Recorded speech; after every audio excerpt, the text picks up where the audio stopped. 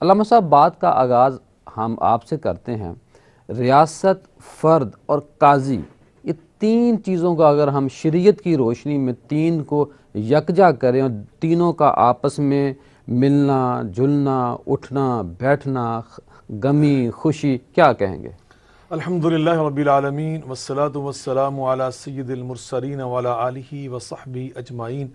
اما بعد فاعوذ باللہ من الشیطان الرجیم، بسم اللہ الرحمن الرحیم، رب اشرح لی صدری ویسر لی امری واحلل عقدۃ من لسانی یفقہوا قولی۔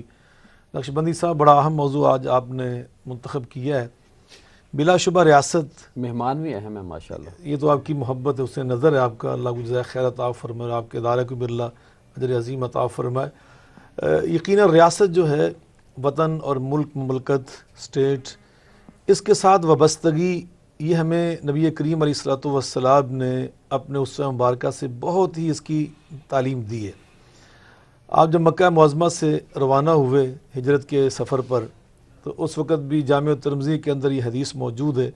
حضورہ کے مقام پر آپ رک گئے، رخ انور آپ نے بیت اللہ کی جانب، مکہ معظمہ کی جانب پھیر کے ارشاد فرمایا،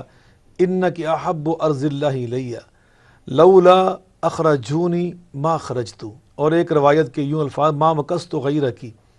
اے سرزمین مکہ تو مجھے ساری روئے زمین سے زیادہ محبوب ہے۔ اللہ، اگر یہ ظالم مجھے یہاں سے نکلنے پر مجبور نہ کر دیتے تو میں تجھے چھوڑ کر کبھی یہاں سے نہ جاتا۔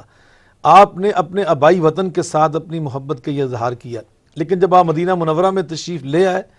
تو آپ کو وہ موسم کی تبدیلی، حالات، وہاں کے آب و ہوا کی تبدیلی اور وہاں کے پانی کی تبدیلی کی بنا پر تکلیف محسوس ہوئی، بخار کی، تو بلال حبشی رضی اللہ تعالیٰ آپ کے دیوانے اور پروانے تھے، ان سے یہ برداشت نہیں ہو رہا۔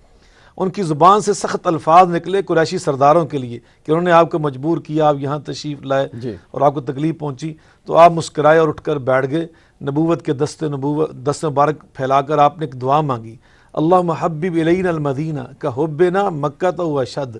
اللہ، پہلے جیسے تو نے ہمارے دلوں میں مکے کی محبت ڈالی تھی، اب تو نے ہمارا وطن اور ہماری ریاست اور اسٹیٹ مدینہ کو بنا دیا ہے، تو اللہ کریم ہمیں اب مدینہ کی محبت مکے جیسی بلکہ اس سے بھی بڑھ کر عطا کر، ہمیں مدینہ اس سے بھی زیادہ محبوب بنا دے۔ نبی پاک صلی اللہ علیہ وسلم کثرت سے دعائیں مانگا کرتے، اللہم بارک لنا فی مدینتنا، اللہم بارک لنا فی مدنا وساعنا، اللہم بارک لنا فی ثمرنا، اللہ مدینہ میں اور برکتیں ڈال دی، ہمارا وطن اسٹیٹ۔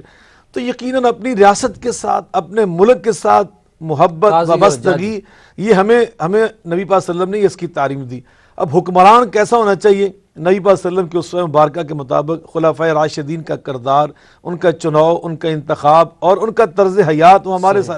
لیے ایک نمونہ ہے۔ جہاں تک قاضیوں کی بات ہے، قاضی چونکہ حکومت کے حصہ ہوتے ہیں، حکومت کے نمائندگان ہوتے ہیں، یقیناً ان کی بہت بڑی ذمہ داریاں ہیں۔ نبی پاک صلی اللہ علیہ وسلم نے یہاں تک ارشاد فرمایا، من جعل قاضیا فقد ذبح بغیر سکین،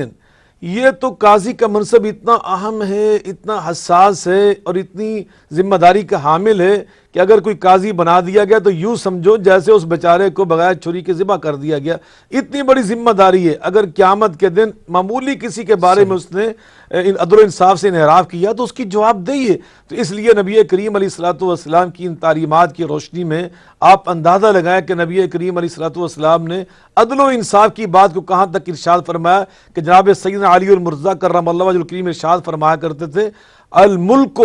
یبقی مع الکفر ولا یبقی مع الظلم، جس ریاست میں عدل و انصاف ہوتا ہو، چاہے وہ کافروں کی ریاست کیوں نہ ہو، اللہ اس کو باقی رکھتا اگر وہاں پہ عدل و انصاف ہو، اللہ کی مخلوق کے ساتھ استحصال نہ ہوتا اور ان کے ساتھ ظلم و ستم نہ ہوتا۔ لیکن اگر کسی ریاست کے اندر مخلوق کے ساتھ ظلم ہو رہا اور ہیں وہ نام کے مسلمان، تو فرمایا ہرگز اللہ اس کو باقی نہیں رہنے دیتا، وہ معاشرے مٹ جاتے ہیں، استحصالی معاشرے کبھی قائم نہیں رہتے، چاہے مسلمانوں کے معاشرے ہو۔